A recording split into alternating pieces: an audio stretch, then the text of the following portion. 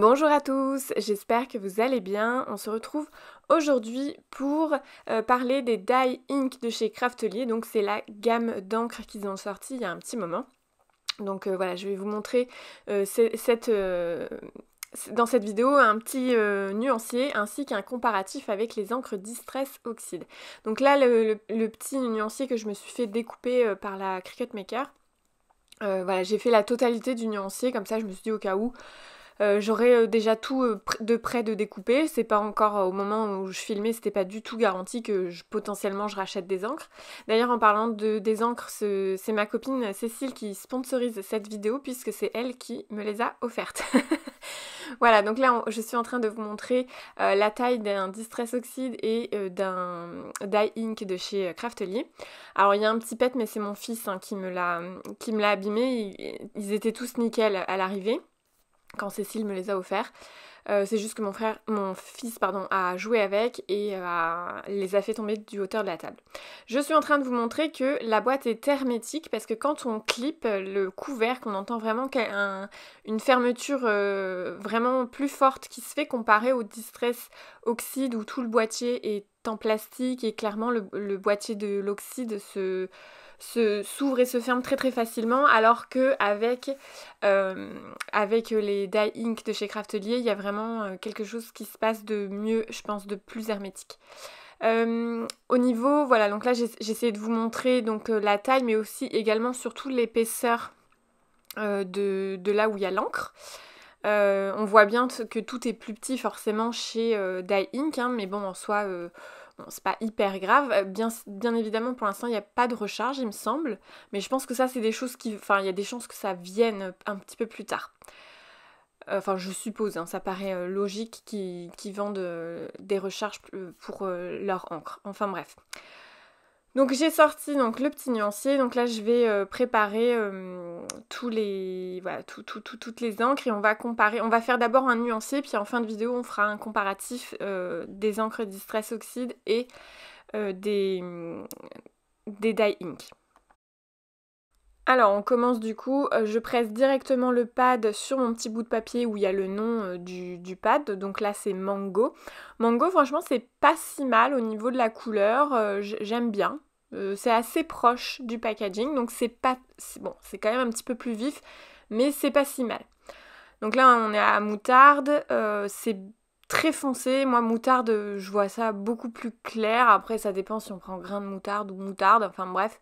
Mais bon, c'est pareil, c'est pas si mal au niveau du packaging. Dauphin, c'est pareil, c'est assez proche.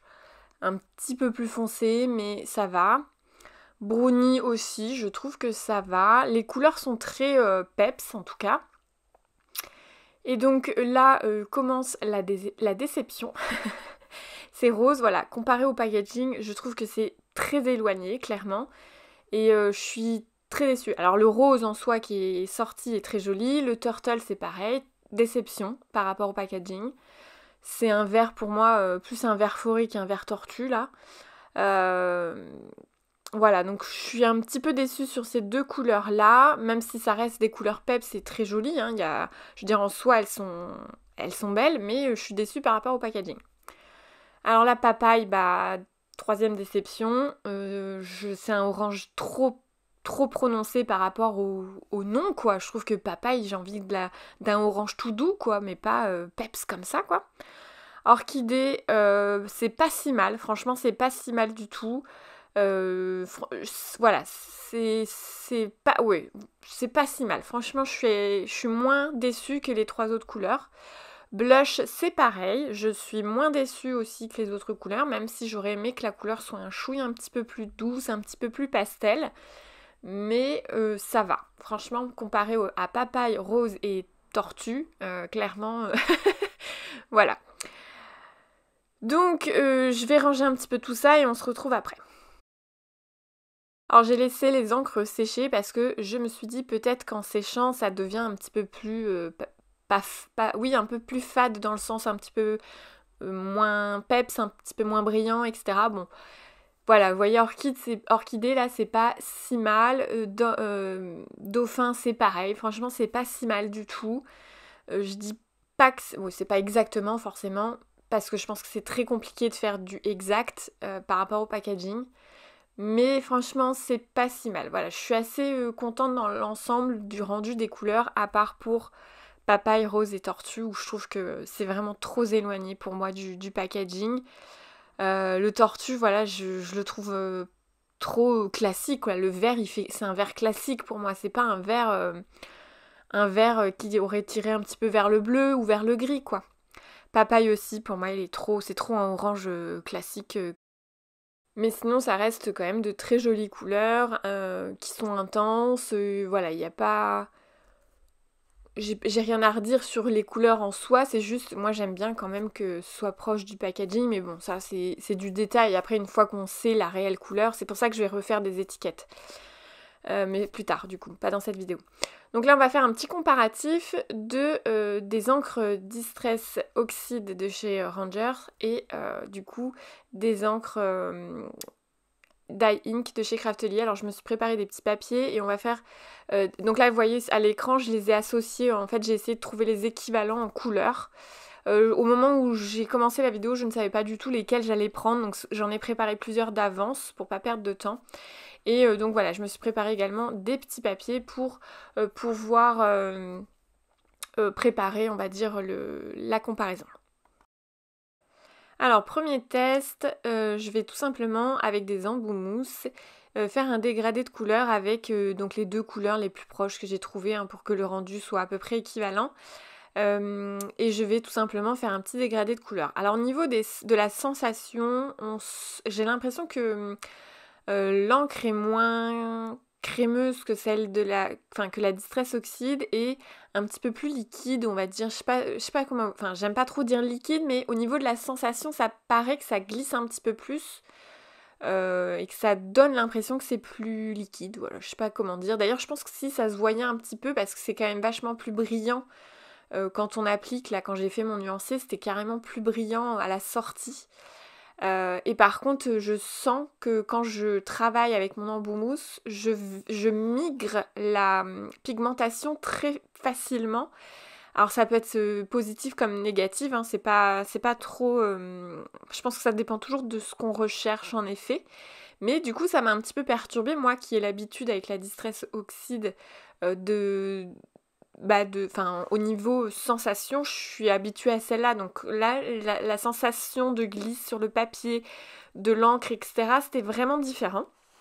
Alors, je sais pas si vous allez me comprendre quand je vous dis ça, mais voilà. Donc là, je vous montre du coup le résultat des deux encres. On voit bien que la Dye Ink fait ressortir un peu plus la granulation du papier. Alors, le papier est quand même pas hyper granuleux, mais je trouve qu'il y a un petit effet qui se passe. Alors, ça peut être très intéressant, ça dépend encore une fois de l'effet recherché. Les Dye Ink, ça a tendance, je trouve, à plus lisser. Ça fait moins... pas les Dye Ink, pardon, les Distress Oxide, ça lisse un petit peu plus.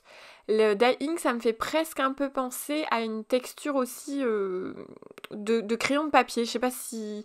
Voilà, de crayon de couleur, pardon. Quand on travaille au crayon de couleur, il y a quand même, pareil, une texture, un grain de papier qui se ressent, etc. Alors, ça dépend bien évidemment du papier, hein, mais voilà, je trouve que l'effet est beaucoup moins lisse que la Distress Oxide, mais c'est pas négatif en soi. Alors là, j'ai ancré un tampon. Ça m'a perturbée parce qu'en fait on voit quasiment pas l'encre sur le pad, mais au final voilà, vous voyez ça c'est très bien fait, il n'y a pas de souci là-dessus. Voilà, l'ancrage est nickel, encore une fois c'est pas de gros soucis de ce côté-là. Là du coup j'ai nettoyé mon tampon et puis je vais du coup tester avec la Distress Oxide, même si bon en soi j'ai déjà testé plein de fois, mais c'est voilà, encore une fois pour faire un petit comparatif.